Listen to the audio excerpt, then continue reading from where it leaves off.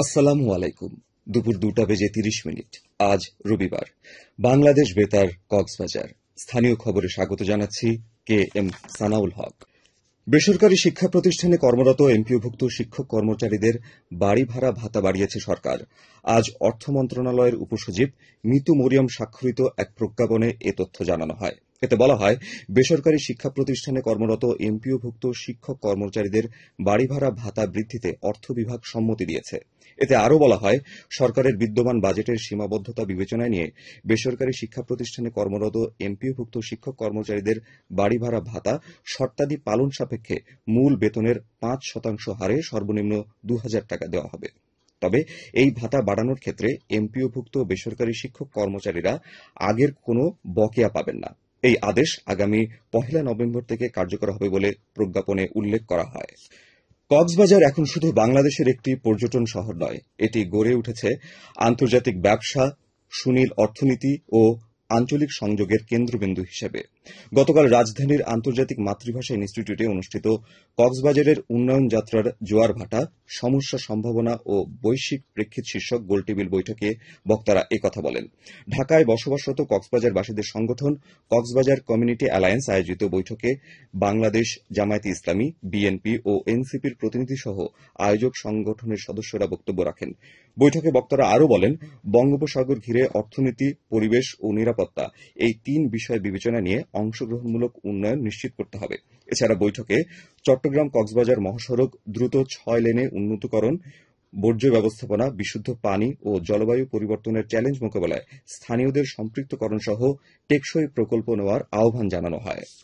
উখিয়ায় বাণিজ্যিক ভিত্তিতে উচ্চ ফলনশীল জাতের শিম চাষ করে লাভবান হয়েছে চাষিরা। বাজারে দাম ভালো পাওয়ায় বেশ খুশি তারা। কৃষি সম্প্রসারণ বিভাগ জানায়, উপজেলার 5টি ইউনিয়নে চলতি মৌসুমে 85 হেক্টর জমিতে শিম চাষের আবাদ হয়েছে, যা গত বছরের লক্ষ্যমাত্রার চেয়ে 20 হেক্টর বেশি। এবারে আবহাওয়ার পরিবেশ অনুকূল থাকায়, পাশাপাশি প্রযুক্তি ব্যবহার ও হাইব্রিড জাতের বীজ দিয়ে আবাদ করায় আশানুরূপ ফলন উৎপাদন সম্ভব হয়েছে বলে জানিয়েছে স্থানীয় চাষিরা। উপজেলা উপসহকারী কৃষি কর্মকর্তা মুস্তাক আহমদ জানান, জায়গা নির্বাচন, রোপণ পদ্ধতি, প্রযুক্তি ব্যবহার, জৈবিক উপায়ে রোগবালাই দমন, পরিমিত সার ব্যবহার ও উৎপাদন বিষয়ে কৃষকদের হাতে কলমে প্রশিক্ষণ দেওয়া হচ্ছে। চকরিয়ায় অভিযান চালিয়ে একটি দেশীয় বন্দুক ও 8 রাউন্ড কার্তুজ সহ হত্যা মামলার এক আসামিকে গ্রেফতার করেছে পুলিশ। গতকাল গোপন তথ্যের ভিত্তিতে থানা পুলিশের একটি দল অভিযান চালিয়ে উপজেলার সাহার বিল ইউনিয়নের 8 নম্বর ওয়ার্ডের ওমখালী এলাকা থেকে তাকে গ্রেফতার করে। গ্রেফতারকৃত ব্যক্তি একই এলাকার জসিম উদ্দিনের ছেলে। চকরিয়া থানার ভারপ্রাপ্ত কর্মকর্তা মোহাম্মদ তৌহিদুল আনোয়ার জানান, গ্রেফতারকৃত তৌহিদুল্লাহ আন্তঃজেলার ডাকাত দলের একজন সক্রিয় সদস্য। তার বিরুদ্ধে রামপুর চিংড়ি জোনের শেকাব উদ্দিন হত্যা মামলার আদালতের গ্রেপ্তারি পরোয়ানা রয়েছে। 52তম গ্রীষ্মকালীন জাতীয় স্কুল মাদ্রাসা ক্রীড়া প্রতিযোগিতায় চট্টগ্রাম অঞ্চলেও সাফল্য ধরে রেখেছে মহেশখালী মডেল হাইস্কুলের ছাত্র বেলাল। চট্টগ্রাম অঞ্চলের খেলায় 4টি ইভেন্টে প্রথম স্থান অর্জন করেছে বেলাল।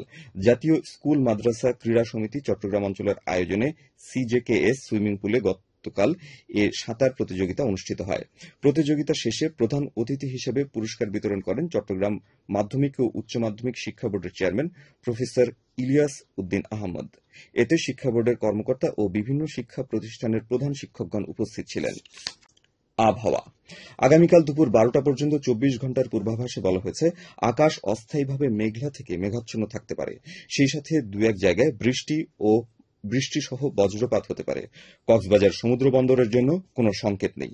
আগামী 24 ঘণ্টায় দিন ও রাতের তাপমাত্রা প্রায় অপরিবর্তিত থাকতে পারে। আজ সূর্যাস্ত যাবে সন্ধ্যা 5টা 25 মিনিটে। আগামীকাল সূর্যোদয় হবে ভোর 5টা 50 মিনিটে। আজকের সর্বনিম্ন তাপমাত্রা ছিল 25.7 ডিগ্রি সেলসিয়াস এবং সর্বোচ্চ তাপমাত্রা ছিল 33.8 ডিগ্রি সেলসিয়াস। এখন জানিয়ে দিচ্ছি বাঁকখালী নদীর মোহনা ও সংলগ্ন এলাকার সামুদ্রিক জোয়ার ভাটার সময়সূচি। আজ জোয়ার শুরু হবে বিকাল 3টা 50 মিনিটে, চলবে রাত 9টা 39 মিনিট পর্যন্ত। ভাটা শুরু হবে রাত 9টা 39 মিনিটে, চলবে ভোর রাত 4টা 10 মিনিট পর্যন্ত।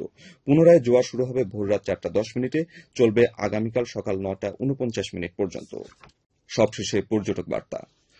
পর্যটন নগরী কক্সবাজারে আগত ভ্রমণ পিয়াসুদের সাগরের পানিতে নামার পূর্বে সাবধানতা অবলম্বন করার জন্য অনুরোধ করা হচ্ছে। যারা সাঁতারে দক্ষ নন তাদের পানিতে বেশি দূর যাওয়া উচিত নয়। ভাটার সময় স্রোতের সাগরমুখী টান প্রবল হওয়ায় সাগরের গভীরে ভেসে যাওয়ার এমনকি প্রাণহানির আশঙ্কা থাকে। সেই সাথে পর্যটকদের স্বাস্থ্যবিধি মেনে চলার পরামর্শ দেওয়া হচ্ছে। খবর শেষ হলো। আমাদের পরবর্তী খবর প্রচারিত হবে আজ বিকেল 4:30 ইংরেজিতে।